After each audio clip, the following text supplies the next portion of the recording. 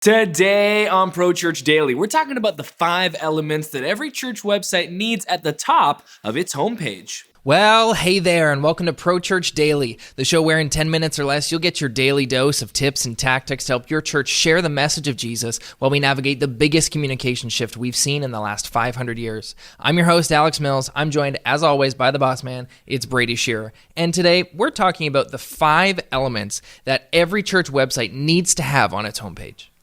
On episodes 42 and 43 of Pro Church Daily, we talked about how your church's website definitely never, ever wants to use a website slider at the top of the homepage. Of course, this leads to the question, well, what should we replace it with? And if you go to the Nucleus blog, we have an article there titled The 11-Part Church Website Homepage Formula. We're like, these are the 11 necessary elements of every church website homepage. Yes. And that details the entire homepage. But on this episode of Pro Church Daily, we wanted to talk about the 5 necessary elements that would replace a slider at the top of a homepage. Okay. This is often called the above the fold section of a website. Basically, when you navigate to a website, before you begin scrolling, the above the fold section is, the very first thing that you see that fills your page before you begin scrolling. And we are now conditioned to scroll on websites. The above the fold section has become a little less important than it used to be, but first impressions on websites are made in about 0.05 seconds. Right. And so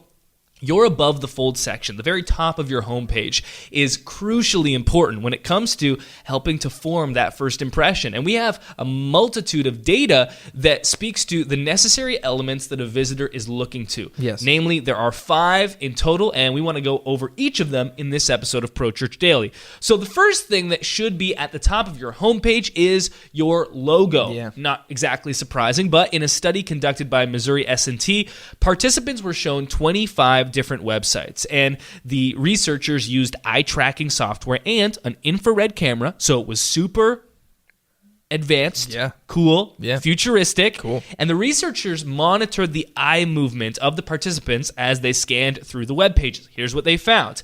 The logo section of a web page is the section that drew the most attention from the participants, on average 6.48 seconds. So in the Nucleus framework, we put church's logo front and center, not even to the left, up in the top left of the nav menu, but we put it front and center just to give it even more visibility. The first item of the 5-part homepage necessary items framework. The second, the navigation menu. Going back to that same eye tracking study referenced, users spent an average of 6.44 seconds viewing the navigation menu on web pages. And when it comes to your navigation menu, you want to make sure that it is easy to navigate. Again, it's called the navigation menu. I've found that navigation menus are one of the trickiest elements of web pages because at the end of the day, they need to almost exhaustively include every single thing that a user could find on your website. So, we talked about why sliders are they frankly do not work. And the reason for that is that you think that giving a user multiple different options and showing them a bunch of different slides is better than one, but the data would suggest that one is vastly superior.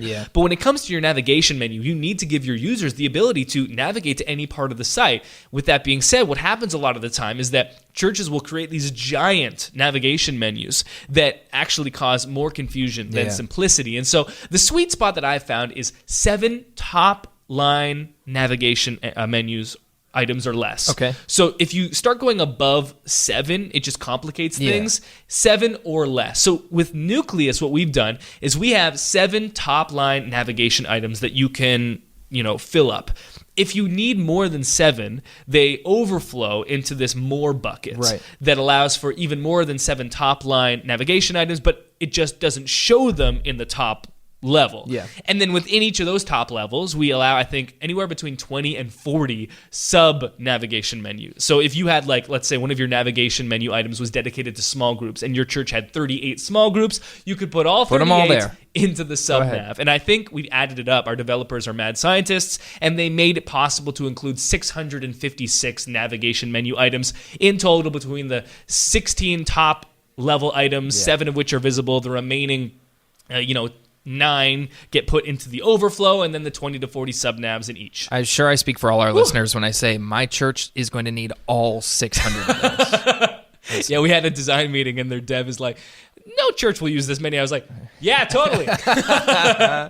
Third thing that your homepage absolutely needs at the top is a main headline. Right. On average, 5 times more people will read the headline of a website than read the body copy. And so your main headline has this one opportunity for, 4 out of every 5 people basically saying, what is this website about? Yeah. And why do I as a visitor care about it? And so you want to craft your headline exceptionally carefully. One thing to consider is that great copywriting always focuses on the customer and not the company. So if you translate to the church world, great copywriting always focuses on the congregation member, not the church. Yeah. So you don't want to talk about yourself and why you're so awesome, but instead talk about what problems you are going to solve for the visitor hitting on your website. And on the Nucleus blog, we've actually compiled 19 amazing church website headlines. So if you're looking for inspiration or examples, head to blog.nucleus.church and find that article with the 19 best, brilliant headlines. Copy them and paste them. Absolutely. It's that simple.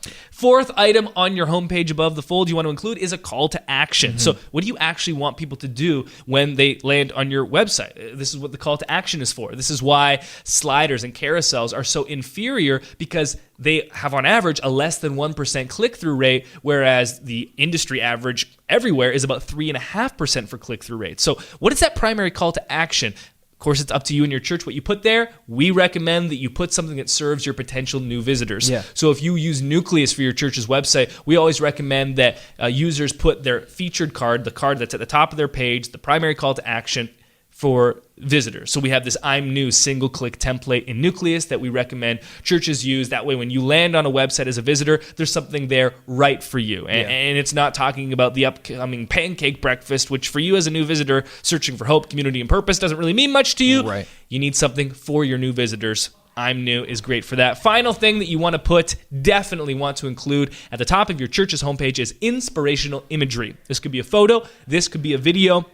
In a study of first impressions on travel and tourism websites, researchers found that inspirational-related elements had the greatest impact on how first impressions were made. So if you landed on a tourism website and there was a picture of a computer, you booking a trip, that was considered less formidable than if you landed on a tourism website and there was a picture of a couple walking on a sandy beach. Yes. One was inspiring, one, although relevant, wasn't nearly as inspiring. Yeah. So reverse engineer that and ask yourself, what would inspire the people that we want to check out our church? Maybe it's passionate worship. Maybe it's a kids ministry. Maybe it's people laughing in community. But think about inspirational imagery. You definitely want to include that at the top of your homepage. So to recap, number 1, the logo. Number 2, navigation menu. Number 3, headline. Number 4, call to action. Number 5, inspirational imagery. If you go to the Nucleus blog, blog.nucleus.church, you can go through that 11-part homepage formula. These 5 are included with visual examples to accompany it, as well as 6 other items that won't be in that top of homepage area, but will be on the remainder of your homepage that you also definitely want to include. I think it's important to note that all 5 of these elements that we've just talked about are catered to and contribute to your first-time visitor taking a next step, which is what your website is there for. And so if you think about it, whether you think branding is important or not with your church, the fact of the matter is people are going to be judging their immediate first impression based off what they see off of your brand, off of your logo. So we put it front and center with an inspirational image, and all of a sudden people are having a great first impression with your brand and your logo, seeing a picture of real people saying, hey, these people look like me. Maybe I can be a part of this community. And then we have a call to action. Then next you have a headline, a personal headline that talks about me, your first-time visitor. I'm now connecting with what's on this site and potentially with the people in this photo. And then next I have a clear and concise call to action and a navigation menu that is exhaustive, like you said, but also concise. No more than 7 on the top. We're not going to fill it up with a bunch of stuff, but also everything you need to know about your next step. It's all there. You're facilitating that opportunity for people to take that next step online and then come and meet you in person. And we've opened the door for anyone who lands on our website. It's the homepage formula that you can follow if you're looking for other page templates. You can go to prochurchtools.com/nucleus, download 7 additional page templates for your church's website, plan a visit, kids ministry, I'm new, and the like. Again, prochurchtools.com/nucleus to download those. Thanks for watching today's episode of Pro Church Daily. We will see you tomorrow. Hey, thanks for watching today's episode of Pro Church Daily. Make sure to turn on notifications so you never miss a new video, and subscribe to the channel if you haven't already. And if you like this video, it'd mean the world to us if you give it a thumbs up. Thanks for watching. We'll see you tomorrow.